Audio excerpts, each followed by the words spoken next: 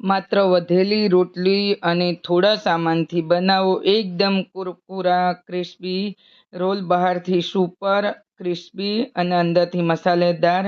એટલા ટેસ્ટી કે એક ખાશો તો બીજા તરત જ માંગશો. આ ઝટપટ રેસિપી આજે જ બનાવો અને તમને કેવો લાગ્યો તે કોમેન્ટમાં જણાવજો. તો ચાલો, એના માટે આજે આપણે બનાવીશું એકદમ ક્રિસ્પી રોલ, એટલે કે વધેલી રોટલીમાંથી એકદમ ઝડપી બનતો નાસ્તો. તો ચાલો શરૂ કરીએ. સૌ પ્રથમ તો આપણે શું છે કે રોટલી એટલે વધેલી એટલે કે તમે તાજી રોટલીનો પણ બનાવી શકો છો. તો મેં આ તાજી રોટલી લીધેલી છે, 5 કે 10 મિનિટ પહેલાં બનાવેલી છે. તમે જો વધી ગઈ રોટલી તો તમે સવારની રોટલી વધી હોય તો તમે સાંજે આ નાસ્તો બનાવી શકો છો. પણ અહીંયા અત્યારે મેં તાજી રોટલીનો તમને બનાવીને બતાવું છું. તમે વધેલી રોટલી એટલે કે તમે રાતની રોટલી હોય તો તમે જ્યારે એને આ રીતે તોડો ને તો એકદમ ચૂરો ચૂરો થઈ જતો હોય છે. પણ આજે આપણે બનાવીશું તાજી રોટલીનો એટલે કે વધેલી રોટલી. તો આપણે જે રોટલી બનાવતા વધી જાય છે એનો આજે નાસ્તો એટલે કે ક્રિસ્પી રોલ બનાવીશું. તો અહીંયા મિક્સર જારની અંદર મેં એને એકદમ આ રીતે ચૂરમો બનાવી લીધું છે. ત્યારબાદ હવે આપણે એક વાસણમાં લઈ લઈશું ને એની અંદર જે કંઈ ઉમેરવાનું હોય મસાલા કે વેજીટેબલ આજે આપણે રોલ બનાવીશું. તો એના માટે થોડું આપણે મિશ્રણ આપણે કાઢી લઈશું ચૂરમું, અને એને સાઈડ પર રાખી પછી આપણે ઉપયોગમાં લઈશું. બીજું શું છે કે વધારાનું આ રીતે જે ચૂરમું છે એની અંદર આપણે 2 પાપડ લીધા છે. તો પાપડ પણ આજે આપણે એક જ્યારે કંઈક બી નાસ્તો બનાવતા હોય છે, જ્યારે કે આપણે ઢોકળા હાંડવો, તો એની અંદર આપણે અડદની દાળ ઉમેરતા હોય છે ને એકદમ ચીકાશ કે બાઇન્ડિંગ આવતું હોય છે. તો એવું જ આપણે અડદના 2 પાપડ લીધા છે, એને પણ આપણે ચૂરો કરી લઈશું.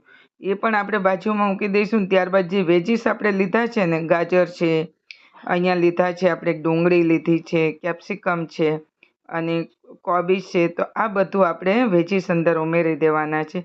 કોઈ પણ વેજીસ જો તમે આમાંથી ન ખાતા હોય તો તમે સ્કીપ પણ કરી શકો છો ને તમારા મનગમતા ભાવતા હોય એ તમે વેજીસ લઈ શકો છો.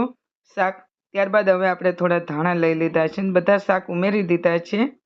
અને ધાણા ઉમેરી અને હવે આપણે અંદર મેં થોડું 2-3 કળી લસણની લઈ લીધી હતી ચોપ કરીને. ત્યારબાદ થોડું લાલ મરચું લીધું છે, આખું જીરું લીધું છે અને બીજા મસાલા વધારે તમારે ઉમેરો હોય તો તમે ઉમેરી શકો છો. ત્યારબાદ મેં છેલ્લે હિંગ લીધી છે અને હવે આપણે થોડું 1-2 ચમચી જેટલું ઘટ્ટું દહીં લીધું છે. ત્યારબાદ હવે છેલ્લે આપણે મીઠું ઉમેરી દઈશું અને થોડું આપણે બાઇન્ડિંગ માટે આપણે ચણાનો લોટ લઈશું. જો તમારી પાસે ચણાનો ન હોય તો તમે ઘઉંનો પણ લઈ શકો છો. ત્યારબાદ આપણે હવે જે પાપડનો જે ચૂરો કરેલો છે એને બાજુમાં મૂકીશું અને પછી એનો ઉપયોગમાં આપણે લઈ લઈશું. તો આવી રીતે આજે આપણે એકદમ ક્રિસ્પી રોલ, તમે કોઈ પણ નાસ્તો આનો બનાવી શકો છો. તમે કટલેટ બનાવી શકો છો, તમે ટિક્કી બનાવી શકો છો, કોઈ પણ શેપ તમે આપી શકો છો. પણ હું આજે આપણે બનાવીશું ક્રિસ્પી રોલ. અને હવે આપણે જ્યારે બધું મિક્સ કરી દઈએ ત્યારે હવે આપણે પાપડનો ચૂરો અંદર આપણે ઉમેરી દેવાનો છે. તો આવી રીતે આજે આપણે બનાવીશું વધેલી રોટલીમાં પાપડ ઉમેરીને એકદમ ટેસ્ટી એવા ક્રિસ્પી રોલ બનાવીશું, વેજીસ રોલ. હવે આપણે થોડું થોડું પોષણ લઈ લઈશું અને આવી રીતના આપણે એના રોલ વાળીશું. તમે કોઈ પણ તમે આ સિલિન્ડર આકાર આપણે એટલે કે રોલ વાળેલા છે, આમાંથી તમારે જો આ રીતે એક રોલ મેં વાળેલો છે, આ રીતે તમારે પતલા પતલા રોલ કરવા હોય તો પણ તમે આ રીતે બનાવી શકો છો. આવી રીતે તો આ બધા રોલ આપણે આ રીતે તૈયાર કરી લઈશું. અને આ ક્રિસ્પી રોલ આપણે એને તેલ ગરમ કરવા મૂકી દીધું છે અને હવે આપણે લઈ લઈશું જે રોટલીનો જે ચૂરો રાખેલો હતો અલગથી, એનો ઉપયોગ કરીશું. ત્યારબાદ એક એક રોલ આપણે લેતા જઈશું અને આવી રીતે કોટિંગ કરી દેવાનું છે. જો તમારી પાસે બ્રેડ સ્કમ હોય તો પણ તમે એને લઈ શકો છો.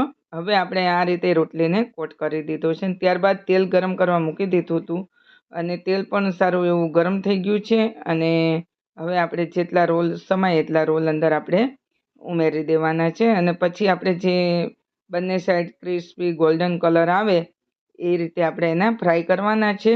અને જો તમારે એકદમ ક્રિસ્પી કરવા હોય તો તમે એકદમ ક્રિસ્પી કરી શકો છો. તો હવે આપણે આ રોલને આ રીતે એના ઉલટ પુલટ કરશું અને બંને સાઈડ એને ક્રિસ્પી ગોલ્ડન કલર આવે ત્યાં સુધી એને આપણે ફ્રાય કરીશું.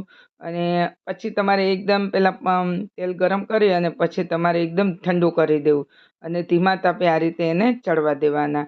અને પછી એકદમ ક્રિસ્પી કલર એટલે કે બ્રાઉન કલર થાય એને આપણે ત્યાં લગી એને ફ્રાય કરવાના. તો આવી રીતે આપણે એને ફ્રાય કરી લીધા છે, બંને સાઈડ ઉલટ પુલટ કરતા, અને કલર ગોલ્ડન કલર સરસ આવી ગયો છે. તો હવે આ ક્રિસ્પી રોલ તમે જોઈ શકો છો કેટલા ટેસ્ટી અને એકદમ કુરકુરા, અને ખાવામાં તો કેટલા સરસ લાગે છે. તો બનાવજો ફ્રેન્ડ્સ આવી રીતે.